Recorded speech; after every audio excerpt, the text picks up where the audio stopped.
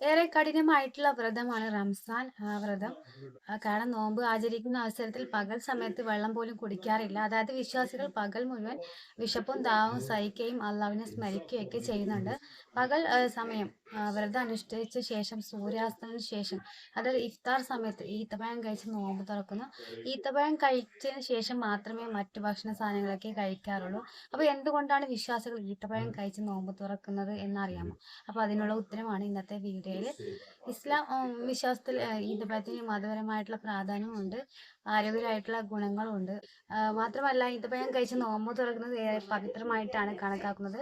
പ്രവാചകനായ മുഹമ്മദ് നബി ഈത്തപ്പഴം ഇഷ്ടമായിരുന്നുവെന്നും അദ്ദേഹം ഈത്തപ്പഴം കഴിച്ചിട്ടാണ് നോമ്പ് തുറക്കാറുണ്ടായിരുന്നുവെന്നാണ് വിശ്വാസം.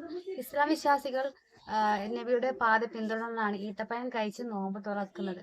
ഒരു ദിവസത്തെ വ്രതം അവസാനിപ്പിക്കുമ്പോൾ ഈത്തപ്പഴം കഴിച്ച ശേഷം മാത്രമേ മറ്റു ഭക്ഷണ സാധനങ്ങളൊക്കെ കഴിക്കാറുള്ളൂ. ആരോഗ്യത്തിന് ഏറെ ഉത്തമം കൂടിയാണ് ഈത്തപ്പഴം. ദിവസം മുഴുവൻ ഭക്ഷണവും വെള്ളവും ഒഴിവാക്കുന്ന സാഹചര്യത്തിൽ പോലും ഈത്തപ്പഴം കഴിക്കുന്നത് ആരോഗ്യത്തിന് ഗുണകരമാണെന്ന് കണക്കാക്കപ്പെട്ടിരിക്കുന്നതാണ്. അപ്പോൾ ഇത് മാത്രമല്ല, ഈത്തപ്പഴം ശരീരത്തിന് പല പോഷക ഗുണങ്ങളും നൽകുന്നുണ്ട്. അതുകൊണ്ട് ഈത്തപ്പഴം കഴിക്കുന്നത് നോമ്പ് തുറക്കുന്നതിന് മികച്ച ഓപ്ഷനായിട്ടും കണക്കാക്കുന്നുണ്ട്. ഈത്തപ്പഴത്തിന്റെ മറ്റൊരു പ്രത്യേകത എന്നാൽ ഇതിന് സ്വാഭാവികമായിട്ടുള്ള ഒരു മധുരമാണ്. ഓവറായിട്ട് മധുരമൊന്നുമില്ല.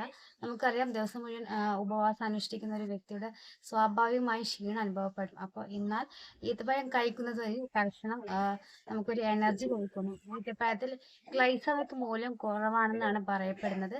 അതുകൊണ്ട് തന്നെ പ്രമേഹ രോഗികൾക്കും ഇത് ഗുണം ചെയ്യുന്ന ഒന്നാണ്.